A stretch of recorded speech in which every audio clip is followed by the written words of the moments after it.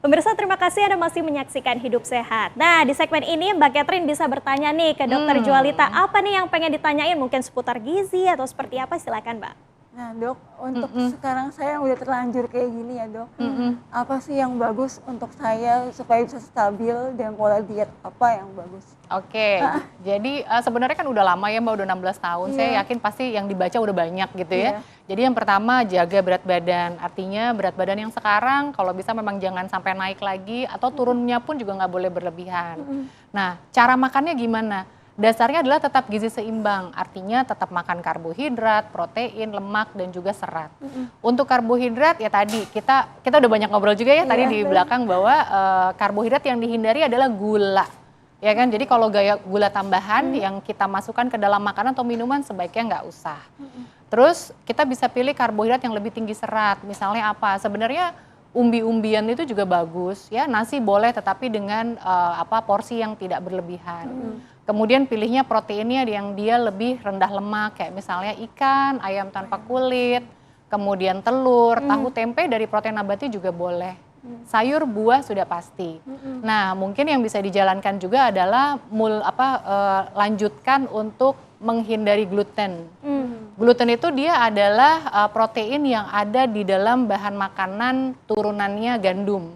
Jadi semua yang dari tepung-tepung terigu, tepung gandum sebaiknya tidak. Kalau mau dimakan pun ya secukupnya dan tidak berlebihan.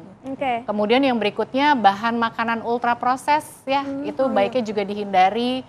Karena bahan makanan ultra proses kayak misalnya sosis, bakso, kemudian smoked beef gitu ya, keju. Nah itu dia bisa menyebabkan keseimbangan kuman di usus jadi terganggu, yang akhirnya menyebabkan sistem imunitasnya juga jadi kacau.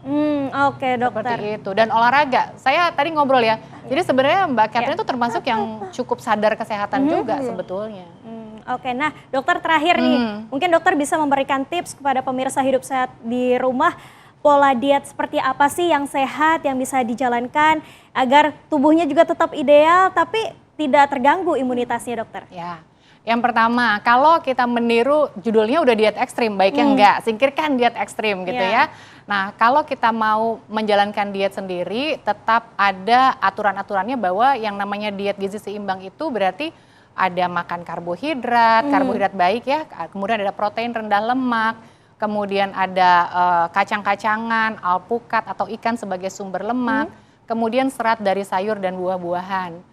Kemudian kalau misalkan kita ingin lebih terarah lagi, bisa konsultasi ke dokter spesialis gizi klinik. Kemudian kalau ada sesuatu yang ingin kita masukkan ke dalam tubuh, baik itu obat yang diminum ataupun suntik, baiknya konsultasi dulu ke dokter. Oke, baik. Terima kasih dokter sudah membagikan informasi yang tentunya bermanfaat sekali bagi pemirsa Hidup Sehat TV One di rumah. Dan juga terima kasih untuk Kak Catherine yang sudah berbagi cerita bersama kami. Semoga kita semua dalam keadaan sehat selalu ke depannya. Dan pemirsa, demikian Hidup Sehat TV One untuk hari ini. Terima kasih Anda sudah menyaksikan Hidup Sehat. Dan jangan lupa saksikan Hidup Sehat setiap hari Senin sampai Jumat pukul 8.30 waktu Indonesia Barat. Saya Sekar Wanda pamit undur diri. Terima kasih atas perhatian Anda. Sampai jumpa. Indonesia Hidup Sehat.